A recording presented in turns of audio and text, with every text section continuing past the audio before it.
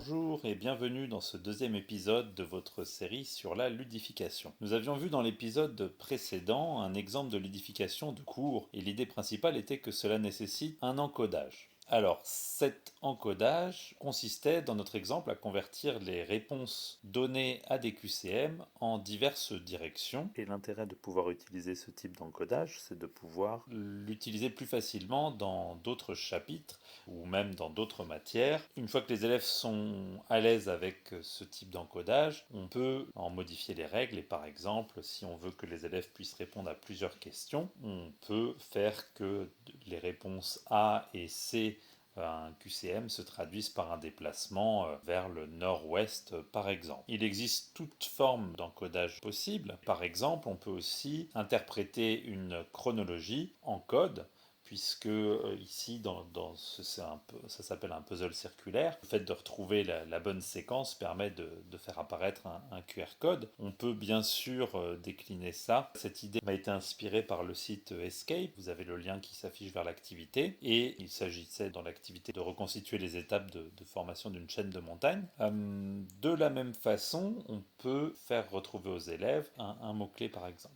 Je vais d'ailleurs vous montrer l'utilisation que j'ai faite de la détermination d'un code à partir d'un travail en atelier avec plusieurs petits groupes d'élèves que j'ai fait il y a quelques années. Alors il s'agissait d'un escape game sur la photosynthèse pour lequel les élèves devaient trouver un mot de passe. Et l'originalité, si vous voulez, c'était que je souhaitais à ce que les élèves procèdent à une mutualisation des connaissances qu'avaient acquis les différents groupes.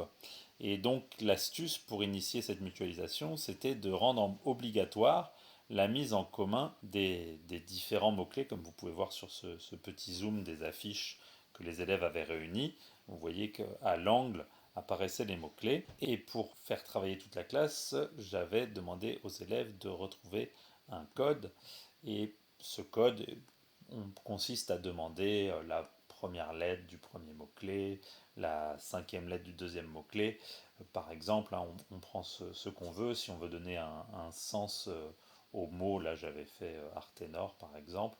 Euh, et puis on peut même ajouter des chiffres, par exemple il y avait un calcul de différence. Donc nous avons ici un deuxième exemple de système d'encodage qui consiste à retrouver un code à partir de mots-clés qui, par ailleurs, ces mots-clés devaient être mutualisés.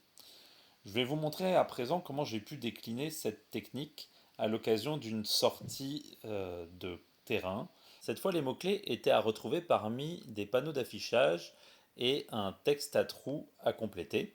Plutôt que d'avoir à trouver un code, il était demandé aux élèves de trouver une position sur une carte, comme celle-ci, avec en l'occurrence la dernière lettre du premier mot-clé et le deuxième chiffre du 15e mot-clé. En l'occurrence, le premier mot-clé c'était pleine, donc la dernière lettre c'était un E, et le 15e mot-clé c'était 65, donc le chiffre était un 5. Et donc la position E5, on demandait aux élèves de dessiner une bouteille. On pouvait, dans une deuxième question, indiquer un déplacement qui était égal au deuxième chiffre du mot-clé 14, et donc on pouvait également faire reconstituer un trajet. Dans une troisième question, on pouvait aussi utiliser les mots-clés pour déterminer un mot mystère qui était le mot crâne.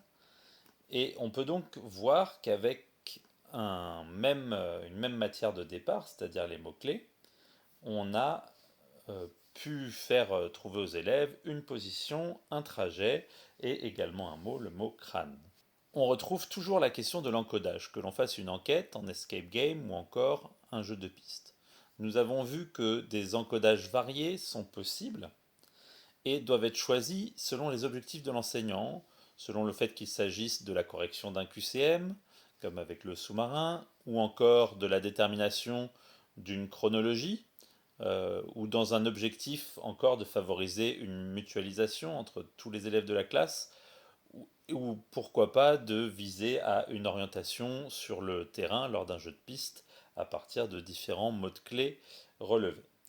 Il faut quand même faire attention lorsqu'on demande aux élèves de retrouver un code, et donc de retrouver un certain ordre alphabétique ou numérique, d'essayer d'éviter de proposer des activités qui soient trop linéaires, comme ce qu'on pouvait avoir dans les jeux vidéo, les premiers jeux vidéo comme Mario Bros, Prince of Persia, Donkey Kong, où il était impossible de passer au niveau suivant avant d'avoir fini le niveau précédent.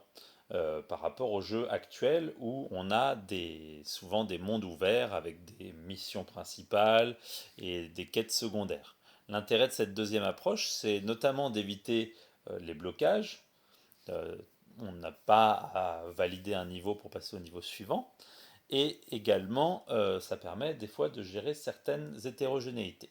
Pour illustrer plus concrètement, voici par exemple un travail de terrain que je propose aux élèves. C'est un système de missions. Et pour les différentes missions, les élèves peuvent reporter leurs réponses de façon indépendante. Cette idée m'a été inspirée par un travail de Ségolène Paris sur un groupe Facebook Pédagogie active en sciences. Et donc, la ludification ici peut par exemple consister à proposer aux élèves de réaliser le plus grand nombre de missions possible. On peut leur attribuer un score si on veut mettre un peu de compétition, ou au contraire, on peut permettre de s'adapter au rythme et capacités de chaque groupe qui va chacun avoir son défi personnel et qui va chercher à valider un certain nombre de missions qui peuvent être choisies ou décidées par l'enseignant qui peut leur donner une forme de checklist. Vous trouvez cette activité partagée dans les commentaires. Voici donc un bilan de toutes les astuces que nous avons vues dans cette vidéo et qui peuvent être déclinées dans des cours, des ateliers, des sorties. J'espère donc que ces exemples vous inspireront dans la création de vos prochaines ressources. N'hésitez pas à vous abonner pour ne pas manquer les nouvelles ressources que je vous partagerai bientôt. Et merci d'encourager l'existence de cette chaîne avec vos likes. A bientôt pour de nouvelles vidéos.